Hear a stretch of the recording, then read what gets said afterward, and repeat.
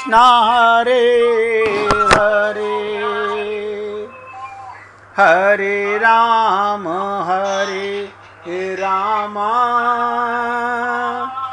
राम राम हरे हरे हरे कृष्ण कृष्ण कृष्ण हरे हरे हरे राम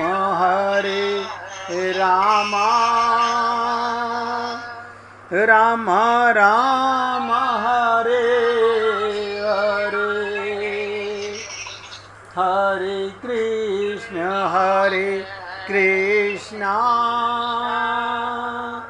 कृष्ण कृष्ण हरे हरे हरे राम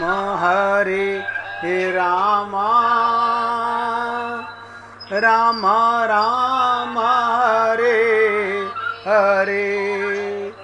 तो हे पुण्य आत्माओं, केकई नरेश कौन? आपका अंतःकरण। अब केकई कौन? मैं करता हूं, बस। और ये बीमारी बुरा मत मानिएगा, हम सब में है। कोई एक भी इस रोग से बचा हुआ नहीं है, एक भी। भगवान ने कहा कर्म योग। हमने योग तो किया नहीं, कर्ता बन गए। आप बताओ, गीता में कहा कि कर्म योग, ज्ञान योग, भक्ति योग। हमने कर्म ज्ञान भक्ति तो की, योग को भूल गए। अपने को कर्ता मानने वाला केकई बन जाता है, मन का गुलाम हो जाता है। ऐसा मानकर ही व्यक्ति क्रिया करता है, या कर्तव्य की क्रियामयी केकई को जन्म देने वाला अंतःकरण केकई नरेश है। अब आप सोचिएगा, हमारे अंतःकरण में अगर ये आ गया कि मैंने किया है, तो आपका अंतःकरण तो बन गया केकई नरेश, और आपने अपने को कर्ता माना, ये हो गई केकई।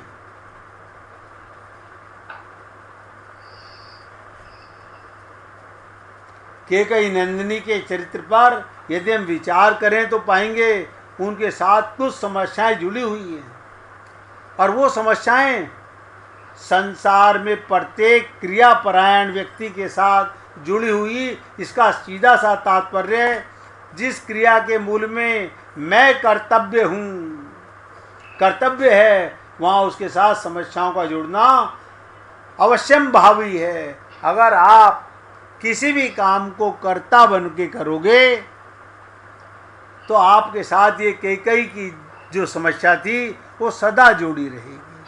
और आप और हम लोग अनंत जन्मों से ये समझ नहीं पाए।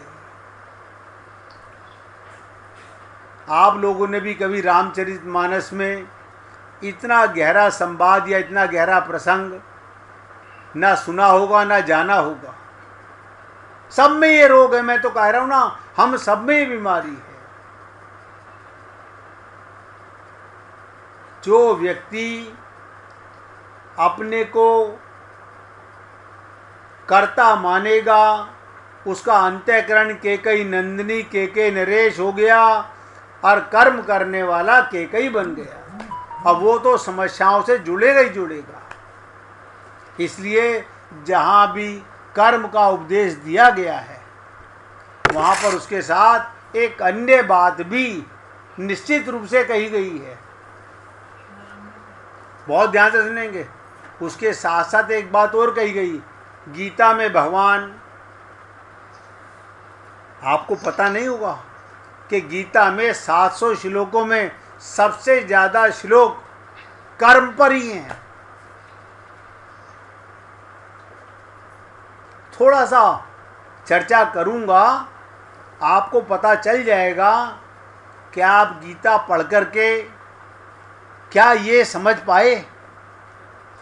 गीता में भगवान कर्म का बड़ा बल देते हैं, कर्म पर अर्जुन को कर्म की दिशा में प्रेरित करते हैं। आप सोचिएगा, आपको क्या निकम्मा बनाना चाहते हैं? आपको भी कहते हैं कर्म करो। गीता में भगवान सब कुछ हो रहा है भगवान की इच्छा से, लेकिन कर्ता अर्जुन को बना रहे हैं। जैसे आप हम लोगों को कर्ता बना दिया, हम कर्ता हैं नहीं। भाई जी अपने मोबाइल की आवाज़ बंद कर लीजिएगा। अब बहुत एकाग्रता से समझिएगा। इसका अभिप्राय ये, संसार में जो सभी लोग कर्म कर रहे हैं वो बिल्कुल ठीक कर रहे हैं, ऐसी बात नहीं है। भगवान एक सूत्र देते हैं और वो बड़े महत्व का सूत्र है। आप हम लोगों ने गीता पढ़ी, सुनी, मुझे अब ये महसूस होता है कि मैंने आज से शायद 18 साल पहले या 20 साल पहले गीता का सत्संग किया। उस समय मैं भी इतना नहीं जानता था।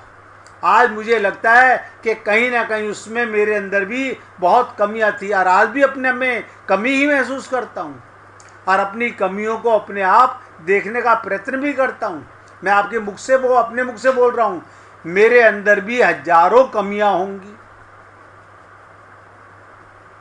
ऐसा कोई जीव नहीं, फिर तो परमात्मा के समान हो गया। हम ब्रह्मास्मि तत्त्वमसि हो गया। अब यहां भगवान गीता में क्या सूत्र देते हैं वही रामचरितमानस से समझाऊंगा। बड़े महत्व का है। अर्जुन को उपदेश देते हुए वो कहते हैं, अपना विराट रूप का दर्शन कराते हैं। भगवान क्या कराते हैं? अपने विराट रूप का दर्शन कराते हैं। इसका तात्पर्य ये, प्रारंभ में जब अर्जुन से युद्ध क्षेत्र में अपने गुरुजनों को देखा, अब ध्यान से सुनो, आप कहेंगे अगर काश हमें भी विराट रूप का दर्शन करा देते तो हमारा भी कल्याण हो जाता। बुरा मत मानिए, आप हम सब लोग भी भगवान का प्रेम स्वरूप देखकर आए हैं मां के गर्भ में। ये तो माया का स्वरूप याद रहने लगा, मूर्तियों की शक्लें याद रहने लगी। वो प्रेम का स्वरूप जो भगवान का अंदर था, आत्मा परमात्मा का था, आत्मा को परमात्मा बता रहे हैं, जता रहे हैं कि देख तू फंसेगा। हमने वादा किया भगवान से कि नहीं प्रभु ऐसा नहीं होगा, और हमारा हाल यही हो रहा है, हम बाहर आकर फिर फंस गए। तो ये मत समझिएगा खाली अर्जुन को ही भगवान ने अपना दिव्य स्वरूप दिखाया। आप और हम लोगों को भी दिखाया। हमारी बुद्धि पर पर्दा पड़ गया, हम अपने को शरीर मानने लगे, स्त्री पुरुष मानने लगे, ब्राह्मण क्षत्रिय वैश्य शूद्र मानने लगे, अमीर गरीब मानने लगे। हम अपने असली स्वरूप को भूल गए कि मैं परमात्मा का अंश हूँ। आप बताइए, तो इसका मतलब क्या हुआ? आप अपने ही स्वरूप को भूल गए कि मैं कौन हूँ। बहुत दुख की बात है। जब भगवान ने अर्जुन को उपदेश देते हुए अपना विराट स्वरूप का दर्शन कराते हैं, इसका तात्पर्य ये, जब अर्जुन ने युद्ध क्षेत्र में अपने गुरुजनों को देखा, उनके मन में ममता उत्पन्न हुई। जैसे आपके रम के सबके मन में ममता, तब उन्होंने भगवान के समक्ष बड़ा विस्तृत वर्णन किया। कहा ये कितना भयानक युद्ध होगा, कांपने लगा। अब आप बताओ, आपको भी युद्ध करना पड़ेगा। आप क्या समझते हो खाली अर्जुन ने युद्ध किया? ना ना ना, आप और हम सब लोग युद्ध क्षेत्र में ही हैं। हम सब युद्ध क्षेत्र में ही हैं, कोई युद्ध से बचेगा नहीं। बस अंतर क्या है? अर्जुन के रथ पर उसके सारथी भगवान थे, हम अपने सारथी स्वयं बुद्धि को मानते हैं।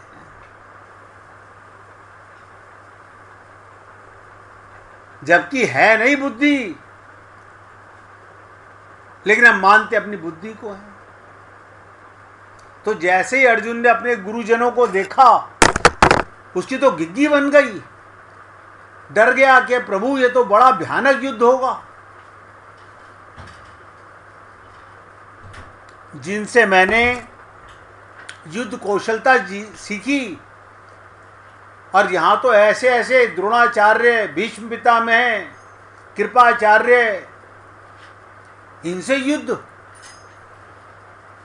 यानी अपने अंतःकरण में बैठे हुए, अपने रथ पे बैठे हुए भगवान को देखना भूल गया।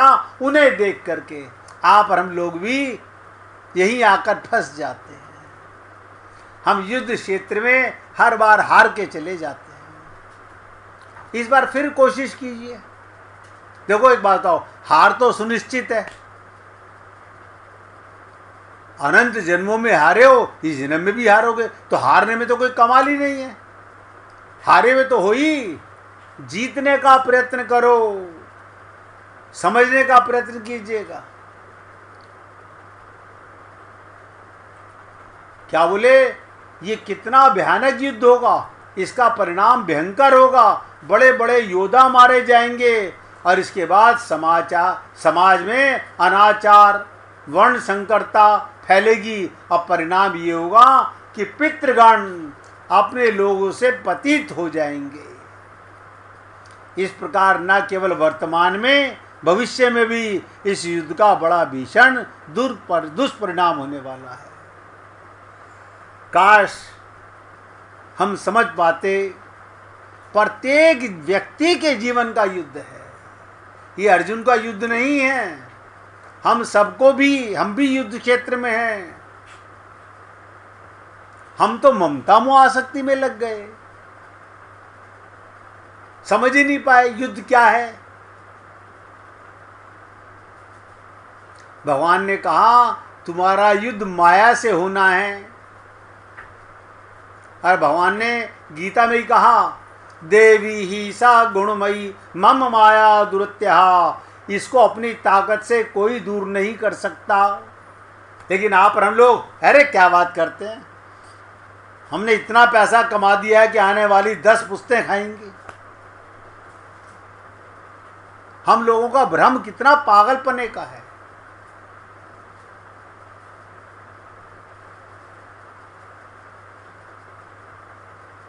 अर्जुन ने जो ऐसा चित्र प्रस्तुत किया भगवान पर, उसका क्या प्रभाव हुआ आप सोचिएगा। उन्होंने उसका कोई उत्तर ही नहीं दिया। भगवान ने अर्जुन के इस तर्क का गीता में कोई उत्तर नहीं। गीता में बाकी सब है, भगवान अर्जुन को युद्ध की प्रेरणा दे रहे हैं। आप बताओ, हमको भी भगवान प्रेरणा दे रहे हैं, कर्म करो, कर्ता मत बनो। आप हम लोग जब कर्म करेंगे तो कर्ता नहीं बनेंगे। मकान मैं बनवाऊंगा तो मैं कर्ता नहीं बनूंगा कि मैंने मकान बनवाया। यही तो हमारा पाप है। अब एक बात बताओ, मैं आपका सेवक, आप लोगों का दास, मैं आपको भगवान की लीलाएं सुनाऊं और अपने को कर्ता मान लूं कि मैं करता हूं, तो मुझसे बड़ा मूर्ख कोई नहीं। मैं बार बार निवेदन करता हूं, मैं तो आपकी तरह श्रोता हूं, वक्ता तो कोई और है, मैं वक्ता नहीं हूं भाई।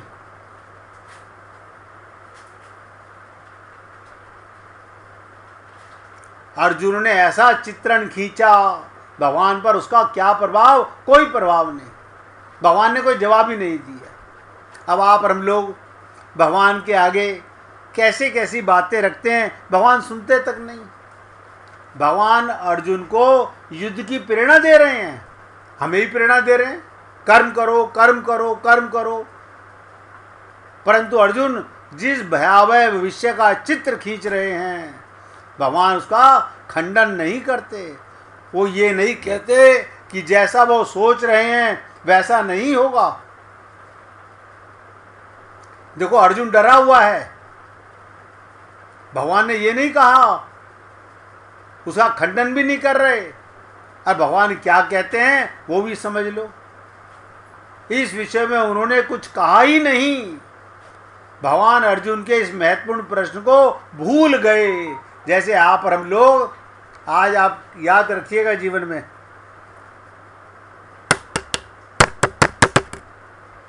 हमारी त्रुटि क्या है? हमारी सबसे बड़ी त्रुटि, हम जब भगवान के सामने मैंने हवन किया, मैंने पूजा की, मैंने मंदिर बनवाया, मैंने मकान बनवाया, आपको तो हमें तो शर्म नहीं आती। भगवान इतने शर्मीले वो सुनते ही नहीं, बहरे भट्ट हो जाते हैं।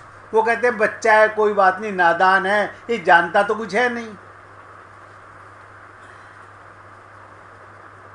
जैसे माँ बाप, ये मैंने बच्चे पैदा किए, कैसा भ्रम है, तुमने पैदा किए।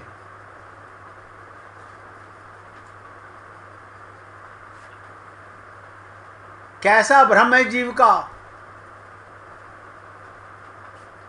भगवान युद्ध की प्रेरणा दे रहे हैं, हमें भी प्रेरणा दे रहे हैं, कर्म करो। परंतु अर्जुन जिसका चित्रण खींचता है भयानक, भगवान उसका खंडन भी नहीं करते और कुछ जवाब भी नहीं देते। भूल गए भगवान। क्यों? आप और हम लोग ऐसी नादानियां हजारों करते हैं, भगवान किस किस का जवाब दें? भगवान के कान पर जू नहीं रेंगती, ऐसा समझो। इतना हमने पाठ किया, इतनी पूजा की, इतना दान किया, जो जो पंडितों ने कहा हमने सब किया। भगवान ने कहा था तुमसे। ये पंडितों के चक्कर में फंसे कौन? हम लोग। तो उनसे पूछो, कुछ नहीं कहा। भगवान अर्जुन की इस विचित्र प्रश्न को भूल ही गए। इसका सबसे महत्वपूर्ण पक्ष तो यह है, भगवान पर अर्जुन की इस चिंता और व्याकुलता का जो प्रभाव पड़ा वो बड़ा विलक्षण है। भगवान ने देखा बहुत चिंता में है अर्जुन, बहुत व्याकुल। आप और हम लोग देखो कितनी चिंता करते हैं। हम लोग सारा दिन चिंता में रहते हैं, हाय क्या होगा, हाय क्या होगा। अरे क्या होगा बता देता हूं, एक शब्द में, शरीर मरेगा, तुम कभी नहीं मरोगे। शरीर मरेगा, उसे कोई बचा नहीं सकता, और तुम कभी मरोगे नहीं, तुम्हें कोई मार सकता नहीं। मगर मैं आपको खुल के बता रहा हूं, ना तो मेरी बात पर विश्वास होगा, ना परमात्मा की बात पर विश्वास होगा। हम तो फिर यही कहेंगे हम शरीर हैं, अब हम मरने वाले हैं।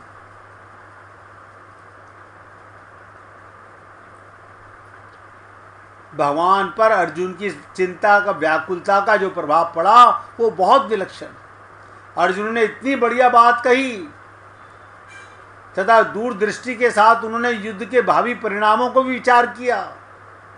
जैसे आप और हम लोग ये करेंगे तो ये हो जाएगा, ये करेंगे तो ये हो जाएगा, ऐसा करेंगे तो ये हो जाएगा। यानी भगवान तो हम बन गए, हमारे को अगला सांस आएगा कि नहीं आएगा उसका हमें पता नहीं। देखो कितनी विचित्र चीज है। और आप और हम लोग सब भगवान से भी बड़े बन जाते हैं।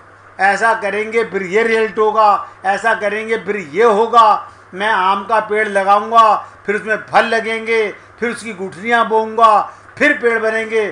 सारा हिंदुस्तान में आम के पेड़ लगा देते हो आप मन ही मन में।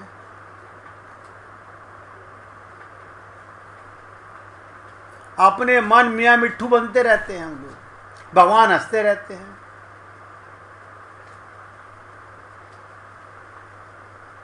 यानी अर्जुन डरा हुआ है, युद्ध का भावी परिणाम भगवान के सामने क्या है बताओ। हम भगवान को भविष्य दिखा रहे हैं, ये तो हमारी सबकी दुष्टता है। परंतु गीता में लिखा क्या हुआ है, तमुवाच ऋषिकेश प्रसन्न नीव भारतः, भगवान अर्जुन की बात सुनकर हंसे। बताइएगा, भगवान अर्जुन की बात सुनकर हंसे। और आप ये मान के चलिएगा, जो आप और हम लोग अपने मन मियाँ मिट्ठू बनते रहते हैं, भगवान अंदर ही अंदर मुस्कुराते होंगे। उम्र से बड़े हो गए, शरीर की उम्र से बड़े हो गए, लेकिन हैं तो अबोध बालक। आप और हम लोग उम्र से बहुत बड़े हो गए, लेकिन ना अपना पता ना अपने का पता, मैं कौन और मेरा कौन। जो पता है सब गलत पता है। ये मेरी मम्मी, ये मेरे पापा, ये मेरी दादी, ये मेरे दादा, ये मेरी नानी, ये मेरे नाना, ये मेरा पति, ये मेरी पत्नी, ये मेरे बच्चे। ये मैं का नहीं पता तो मेरा सब गलत। मैं ही गलत तो मेरा भी गलत होगा।